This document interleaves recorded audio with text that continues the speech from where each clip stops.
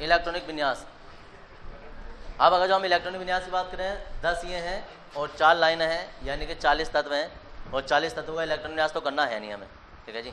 तो हम इनमें से कोई सी भी एक लाइन का बना देंगे, इलेक्ट्रॉनिक विन्यास करके दिखाएंगे। अब वो कैसे दिखाएंगे, वो ऐसे समझो, देखो आवर्त सारणी में किसी एक तत्व का परमाणु क्रमांक पता चल जाए ना, तो फिर हम सबका निकाल सकते हैं। जैसा हाइड्रोजन का हमें एक पता है। अब ये जो लाइन होती है ना, ये 2, 8, 8, 18, 18 और ये 32 की होती हैं, तो इन्हें मैजिक नंबर कहते हैं। अब इन मैजिक नंबर से ना हम कोई भी परमाणु, क्वेश्चन भी आया था मैजिक नंबर किसे कहते हैं, 2, 8, 18 को मैजिक नंबर कहते हैं। अब कैसे करते हैं, जैसे हमें इसका हाइड्रोजन का सबको पता होता है परमाणु क्रमांक 1 होता है। अब इसमें 2 जोड़ के इसमें आएंगे, 8 जोड़ का, मतलब इस लाइन को ये जोड़ का आना पड़ेगा। तो इसमें 2 जोड़ेंगे, कितना हो जाएगा, ये 3, तो इसका परमाणु क्रमांक 3 हो जाएगा। ऐसे ही इसमें 3 में 8 जोड़ेंगे तो 11, 11 में 8 जोड़ेंगे तो 19, 19 में 18 जोड़ेंगे तो 37, 37 में 18 जोड़ेंगे तो 55, 55 में 32 जोड़ेंगे तो 87। अब यहाँ बेरिलियम होता है, यहाँ Mg होता है, यहाँ Ca होता है, यहाँ स्ट्रोंशियम होता है, बेरियम होता है और ये रेडियम होता है। अब चाहे तो तुम यहाँ से फिर देख लोगे, 3 है तो ये 4 हो जाएगा, फिर 8, 8 करके आते रहो ऐसे करके, फिर 8 जोड़ो 8 ऐसे करके, या इससे देख लो 11 है तो इधर की ओर को बिल्कुल करेक्ट क्रम से चलते हैं, 11, 12, 13, 14 ऐसे करके, तो 11 यहाँ हो जाएगा, 12 यहाँ हो जाएगा, 19 है तो ये 20, ये 37 है तो ये 38, 55 है तो ये 56, 87 है तो ये 88।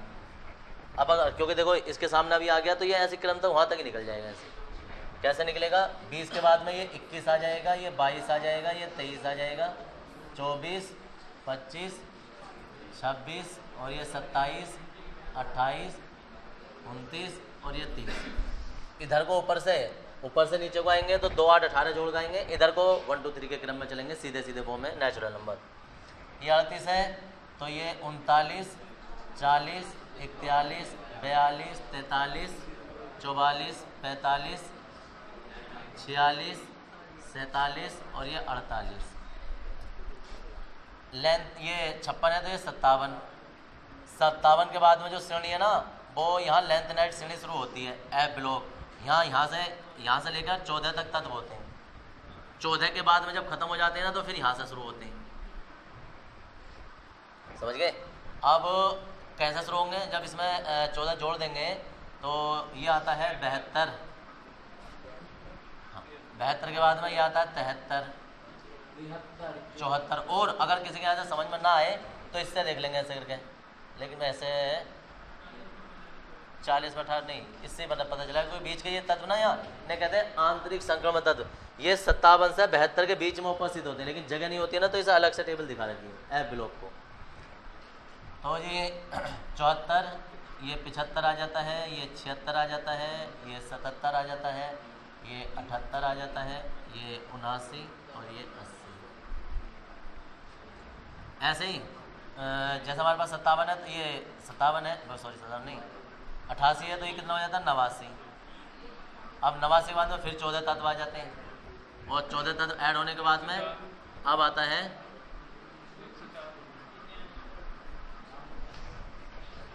103 तक, तो वहाँ हो जाएंगे, फिर 104, फिर यहाँ से 105, 106, 107, 108, 109,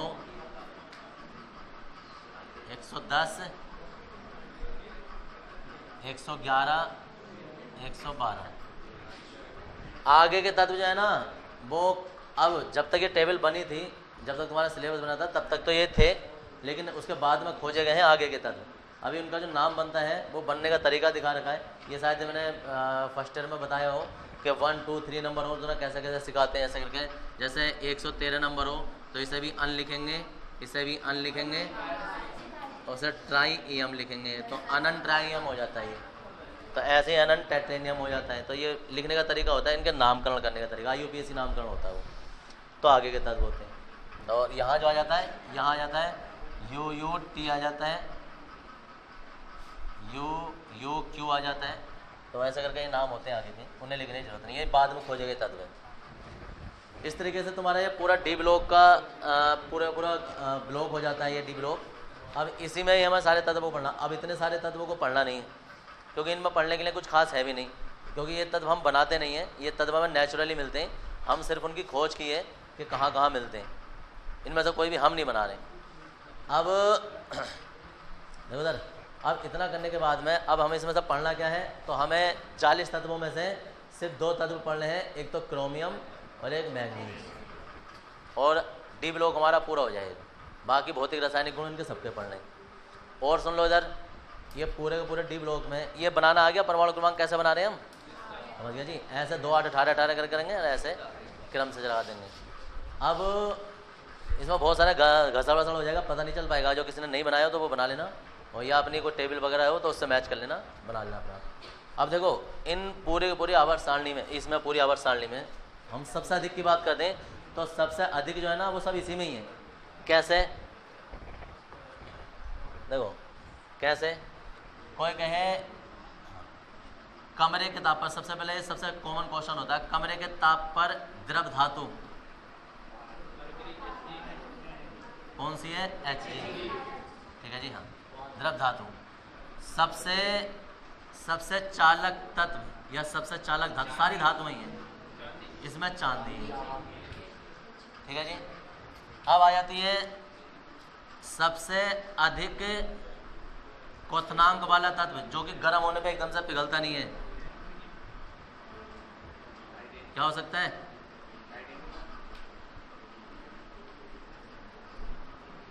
टंगस्टन, डब्लू, कहाँ दिखाई दे रहा है? इसलिए जितने भी बल्ब के एलिमेंट होते हैं वो सब, ये फिलामेंट जो होते हैं वो सब टंगस्टन के बनाए जाते हैं, डब्लू।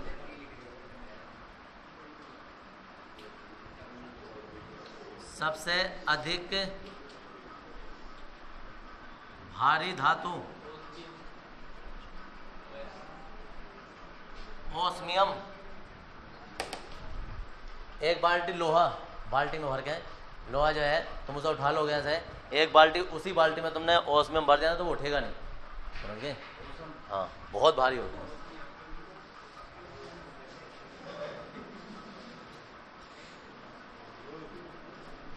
सबसे अधिक घनत्व भी ओस्मियम का ही होता है।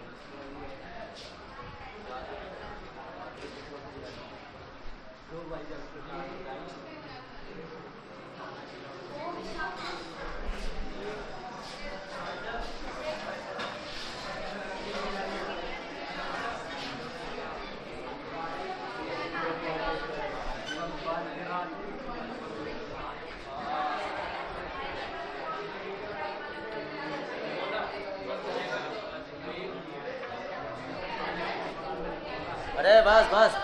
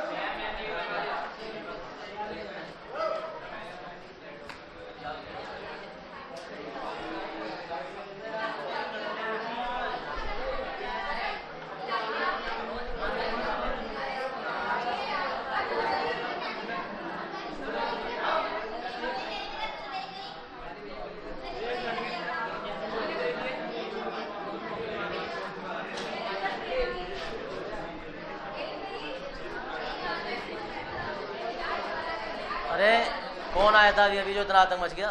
आया कौन था? ये क्या आने से इतने आतंक मच गए क्या?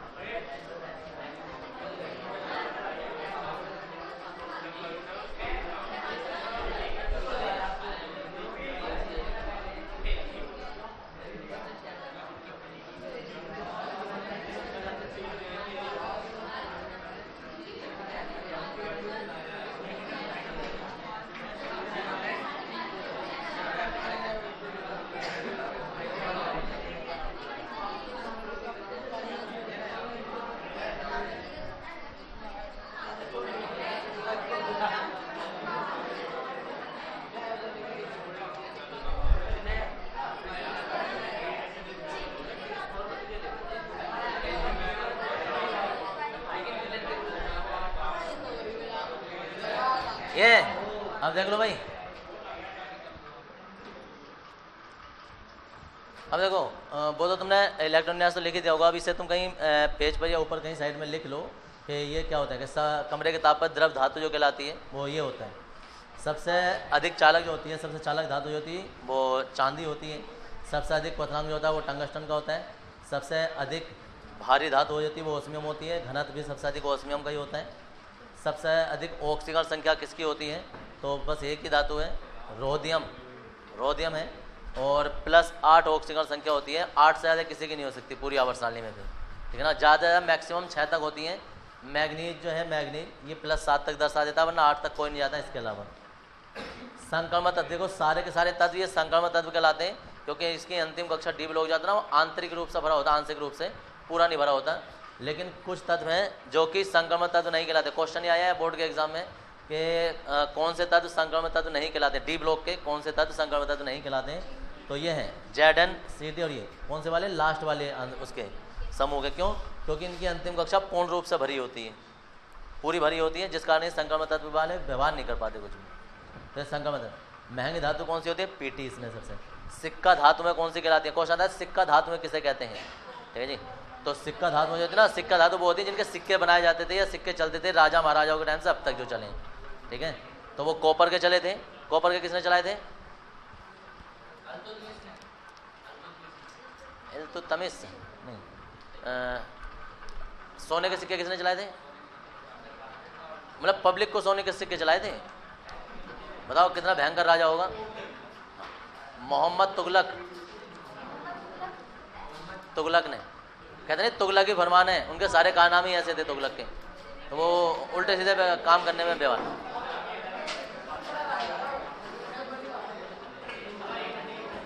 देखो उधर ये हो गया। सबसे अधिक चुंबकत्व किसका होता है? तो सबसे अधिक चुंबकत्व होता है वो Fe, निकल या कोबाल्ट, इनमें से। मतलब जो स्थायी चुंबक बनाए जाते हैं वो इनके बनाए जाते हैं, ठीक है। तो ये सब उतार लो कहीं बैक साइड पे या कहीं बैक, तो तुम जल्दी फाड़ दोगे पेपर।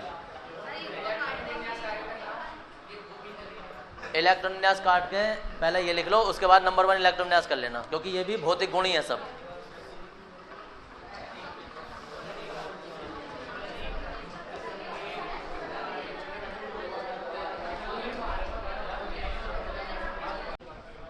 देखो इलेक्ट्रॉनिक विन्यास में करना क्या है कि तुम्हें यहाँ से इलेक्ट्रॉन विन्यास करेंगे इसका 1s2 2s2 2p6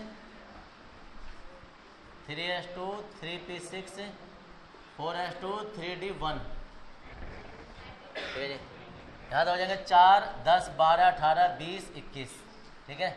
अब करना क्या होता है कि ये तो इलेक्ट्रॉन विन्यास करने का तरीका है। दूसरी लाइन में हम फिर दोबारा से ये सब लिखेंगे 1s2 2s2 ऐसे करते करते 3d पहले लिखेंगे और 4s2 बाद में लिखेंगे। इसे कहते हैं क्रम लगा के लिखना।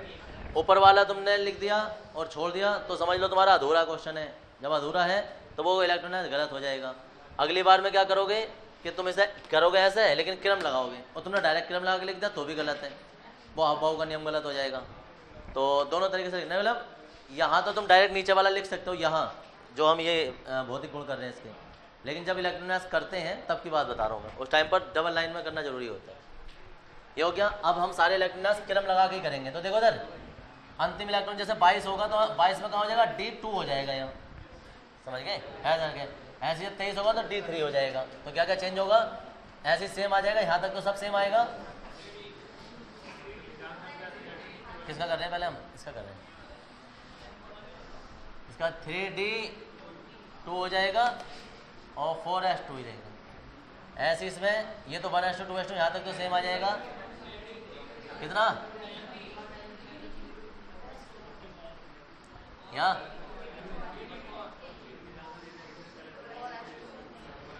सही हो गया। इलेक्ट्रॉन विन्यास पढ़ा फर्स्ट ईयर में किसी ने? नहीं सही है। इलेक्ट्रॉन विन्यास गलत चल रहे हैं।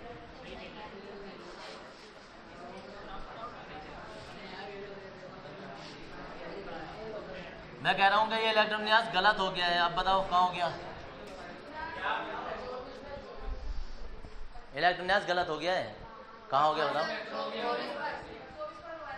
24 पर यहाँ 1 होगा और एक इलेक्ट्रॉन इधर आ जाएगा, 5 होगा। ऐसे ही 3d7 और 4s2, 3d8 4s2, 3d9 और 4s2, तो ये इधर आ जाएगा, ये 10 हो जाएगा और ये 1 हो जाएगा। और ऐसे ये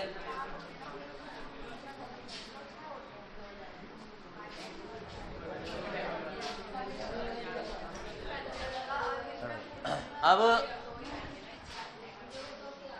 देखो यही इलेक्ट्रोनाइज करना, मतलब यहाँ अपना आप लिख लेना और ये उतारना है तुम्हें। और उसके बाद जो है, उसके बाद नंबर सेकंड आ जाता है परमाणु त्रिज्या।